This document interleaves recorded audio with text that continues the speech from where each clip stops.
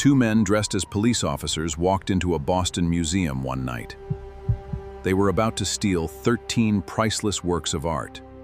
A Rembrandt, a Vermeer, 13 masterpieces vanished. Decades later, the frames remain empty, and the paintings are still missing. Boston, 1990. Deep in the night, two men approached a museum containing some of the world's most valuable works of art. Behind those walls were priceless masterpieces, carefully protected from the outside world and seemingly safe from any serious threat. But the two men walking toward the entrance were not ordinary police officers.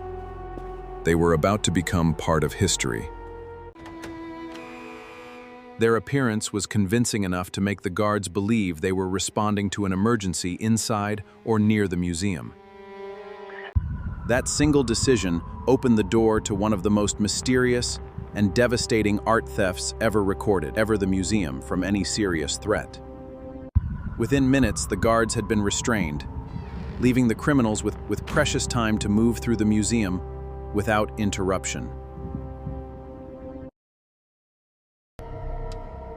Now the thieves were inside, surrounded by priceless art, with darkness and silence protecting every move they made.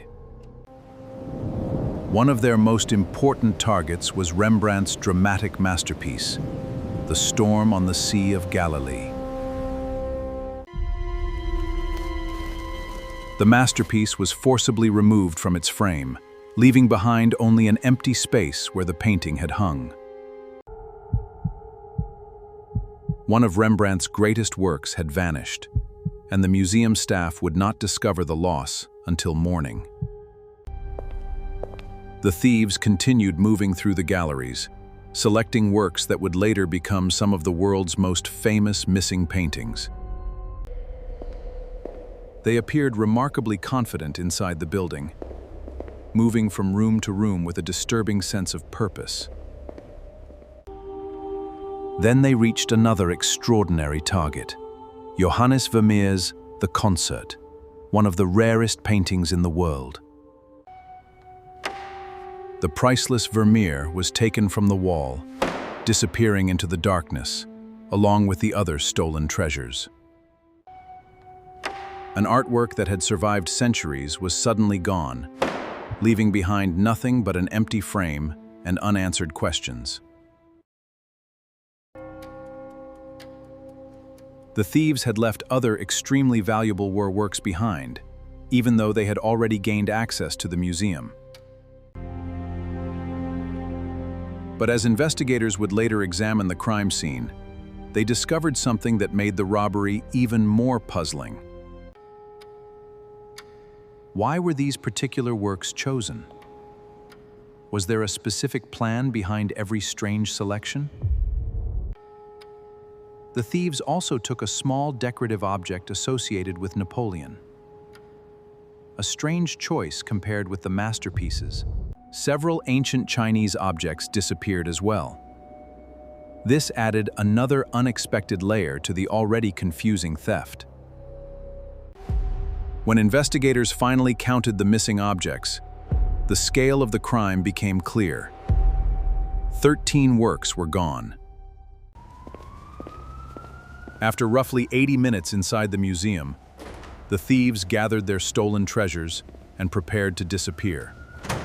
They walked out into the Boston night, leaving behind a crime scene that would remain mysterious for decades.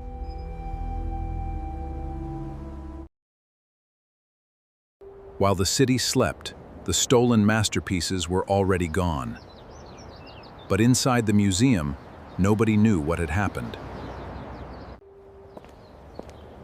Then, as morning arrived, museum staff entered the building expecting another ordinary day.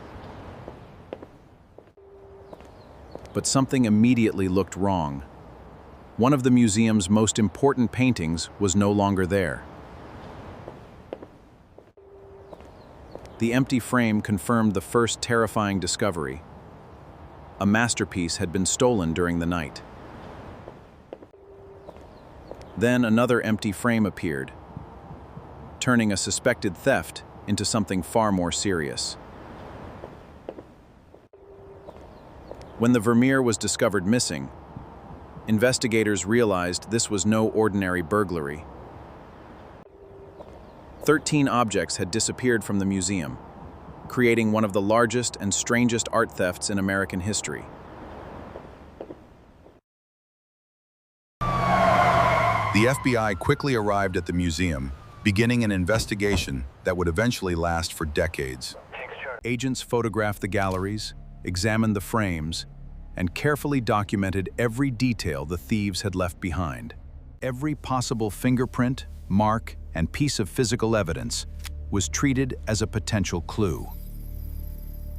But investigators soon discovered that the museum's security system had serious limitations for a crime of this scale.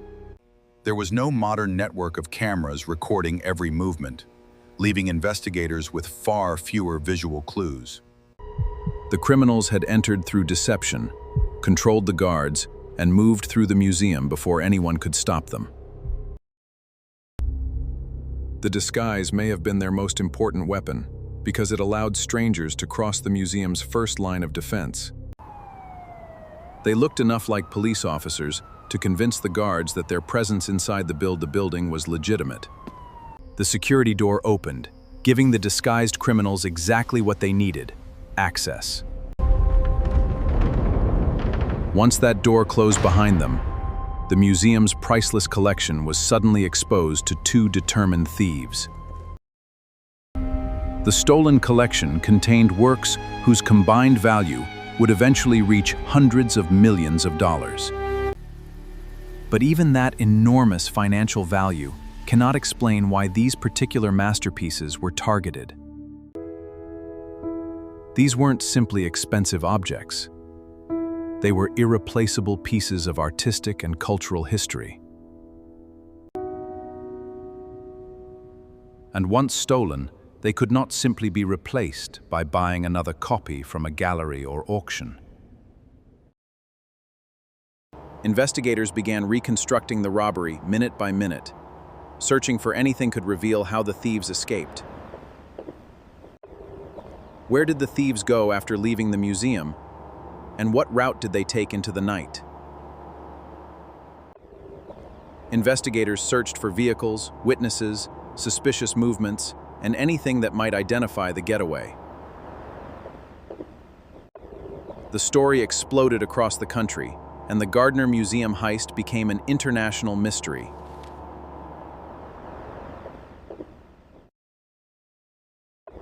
As the years passed, investigators and observers developed countless theories about who could have planned the extraordinary robbery. Some theories connected the theft to organized crime, where stolen art could potentially become a bargaining tool. Other theories imagined the paintings being hidden away, waiting for the right moment to be exchanged or moved. But again and again, promising leads failed to produce the one thing investigators desperately needed: the missing masterpieces. Could the paintings still be hidden somewhere, untouched and forgotten, while the world continued searching for them? Authorities and the museum offered enormous rewards, hoping someone with knowledge of the crime would finally come forward. The reward generated attention, but finding the missing masterpieces remained incredibly difficult. Anonymous tips began reaching investigators, each one carrying the possibility that the mystery might finally be solved. Some leads sounded convincing, sending investigators searching through new possibilities and hidden connections. But many leads eventually collapsed, leaving behind more paperwork, more questions, and no stolen masterpieces. Days became months, months became years, and the investigation slowly became one of America's longest-running art mysteries. 1990 became 2000, but the empty frames inside the museum remained exactly where they had been. Another decade passed, technology advanced, and Boston changed, yet the stolen paintings remained missing. Inside the museum, the empty frames continued to tell the story of what happened on that unforgettable night. Every visitor who sees those empty spaces is reminded that the missing masterpieces have never returned. Who planned the robbery? And how did they know exactly where some of the museum's most important works were located? Did the criminals study the building beforehand? Or did they simply get extraordinarily lucky that night?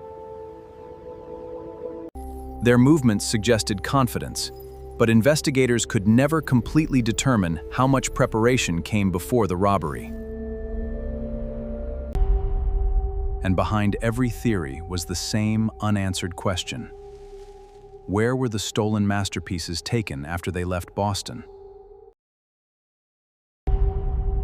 And perhaps the strangest clue was not what the thieves stole, but what they deliberately decided to leave behind. They had access to more valuable art, yet they chose not to take everything they could.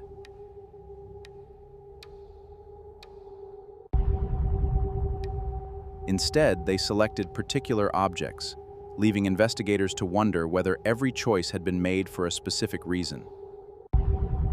If the paintings were stolen for a specific purpose, that purpose may be the key to understanding where they eventually disappeared.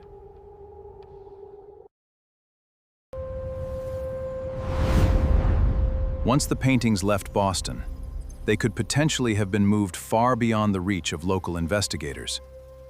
They could have been hidden, transported, exchanged, or simply locked away somewhere that nobody has discovered. Perhaps one of those paintings is still sitting somewhere today, hidden behind a wall or inside a forgotten storage space. That uncertainty is exactly what keeps the Gardner heist alive in the public imagination after all these years.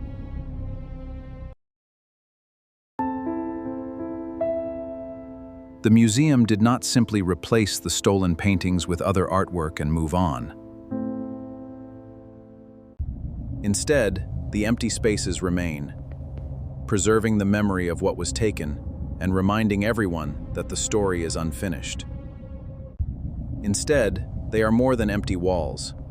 They are silent reminders of a crime whose missing pieces have never been recovered. Every empty frame carries the same haunting message. Somewhere, the mystery of the Gardner theft remains unfinished.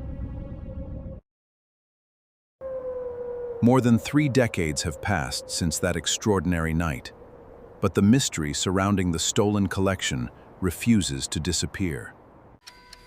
Technology changed, investigators changed, and generations passed, but the central mystery remained remarkably intact. The people connected to the original crime grew older or disappeared, while the stolen masterpieces remained missing. Somewhere beyond the museum's walls, the fate of those paintings may still be known by someone. Yet after decades of investigation, the stolen works remain missing, making this one of America's most enduring unsolved mysteries.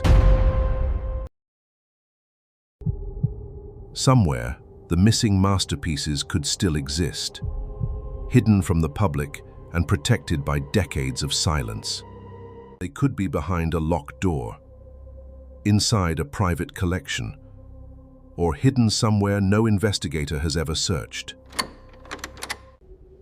Or they could have been moved long ago, leaving behind only memories, theories, and unanswered questions. 13 masterpieces vanished during one extraordinary night, creating a mystery that has fascinated the world for generations. Decades later, one question still hangs over the museum. Who took the masterpieces, and what happened to them afterward. 13 masterpieces disappeared. Their frames remain. And until those paintings return, the Gardner mystery remains unsolved. If you enjoyed this mystery, subscribe for more incredible true stories, unsolved crimes, and mysteries from around the world.